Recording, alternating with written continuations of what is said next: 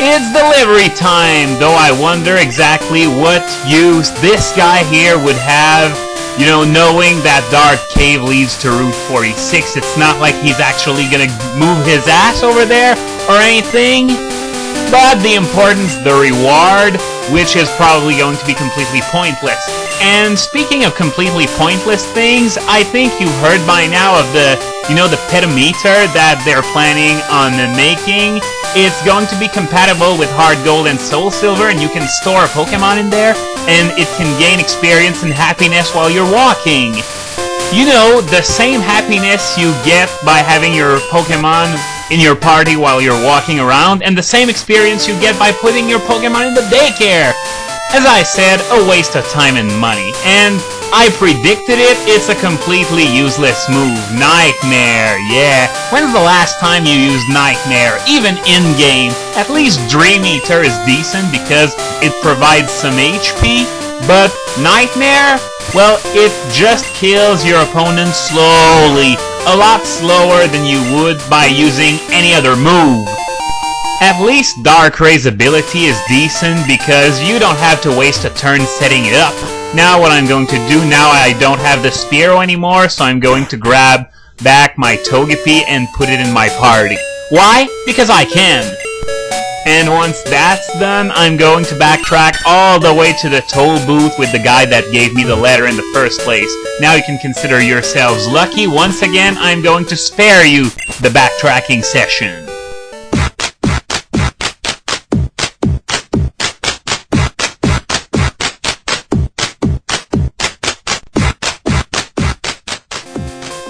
I wonder what this guy is gonna say when he learns I made the delivery. And yes, he says I made the delivery, but I could have well just have incinerated the Spearow and the letter, so what tells him I really did deliver it? Okay, so the reward's an HP up. Not bad, but I've seen better. I'm still gonna keep all the vitamins for Red, just like the rare candies. So, now I guess it's time to go off on Route 35 and kick some ass! Which reminds me, I was talking about the pedometer earlier on, and yes, I do realize that it's really called a pedometer. But it's not a gaydar except for pedophiles, though I do know some people who might need such a device. You know the girls who go on the internet and have their nickname as Sexy G-String 69 or something, and then they complain when they're targeted by pedophiles. Well, you ran for it, you stupid broads! Oh, Roar, you gotta be kidding me! And this time around, there's no, it does nothing. In this generation, it acquired the effect we all know and love in trainer battles. Well, know and love, except for the fact that it sent out my Bellsprout, which is about the worst thing I could pit against a Vulpix, so I'm just going to send out Alakazam and nuke the bugger to hell. Eat confusion, you seven-tailed fox thing! I'm gonna blow your brains out! Okay, I'll stop. I said in the last video that I wanted to talk about the usage statistics for the month of May, and first things first, I'm going to cover the suspect ladder. It's not the main metagame, I know, but it's still very important to keep an eye on this one because it's going to decide what game we're going to be playing for the next few years. Wait! Hold it! Hold the phone! Stop the presses! They actually spelled girlfriend in one word! That's incredible! Come on, let's give those jokers a big round of applause! Yay! Congratulations! You managed to spell it right after all this time! Okay, I'll stop. So, for that suspect ladder, the first conclusion we can draw is, damn, is Garchomp strong! It's on 2/3 of all suspect teams. Quite frankly, I think no one could believe that. Except, of course, for those who are partaking in this ladder, because, well, they know better than anyone. But, yeah, I honestly can't believe how strong it is. Last year, when it was banned, it was the Yache Berry set that was raping everything. Now, it's probably because the Yache Berry set didn't react too favorably, versus the new Platinum threats and the other suspects. So now here comes Garchomp again. Yep, the old Scarf set is back for more complete dominance.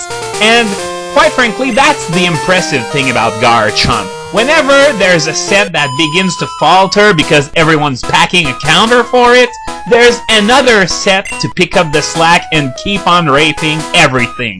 If that is not broken, I don't know what is. I would be very, very surprised if Garchomp was allowed in Standard anytime soon.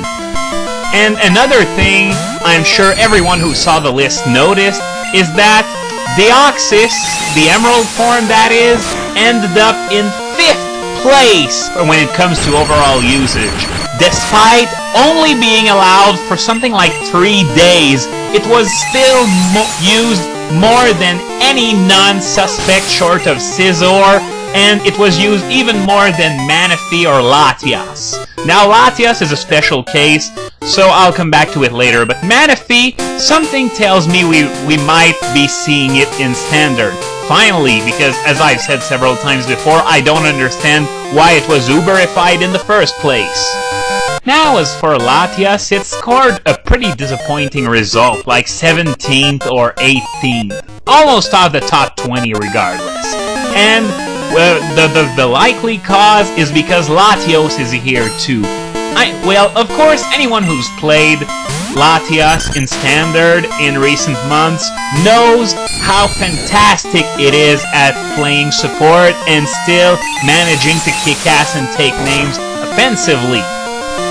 But Latios is so much better than I could have foreseen, because if you remember, I said that if Latias was allowed in Standard, Latios would be likely to follow suit. Nah, the voting was very close, even closer than Shaman Sky form, I think. But the very slight winner was the Uber option, which brings us now to Stage 3, where Latios is like completely obsoleting Latias. Whereas Latias relies on finesse to get around, Latios just bashes the shit out of everything. It doesn't need to play around with support options. It's just so bloody strong, it can get by just using sheer offense. Now, what I'm afraid this will do is that it might not give Latias enough of a chance, and people would just say, it's not good enough for Ubers, just on the grounds that Latios is just so much better that it sort of obsoletes Latias. The same way you could say Garchomp obsoletes Salamence. Salamence was off the top 25, whereas it's number 2 currently in the Standard ladder. Well, I say Garchomp obsoletes Salamence. It's more likely to be a mix of both Garchomp and Latios. Now, what I hope happens is that they would decide of Latios' fate before anyone else, and if it's sent back to Ubers, then continue Stage 3 without it, like they did with Emerald Deoxys. Because, as I said, it really wouldn't be fair to Latias if it ended the way it does now. Now, after I beat this trainer, I'm gonna call it quits for today, because if I face someone else, I think I'm gonna go over 10 minutes, which I don't want, and there's also the possibility of Gastly evolving to stretch that out even further.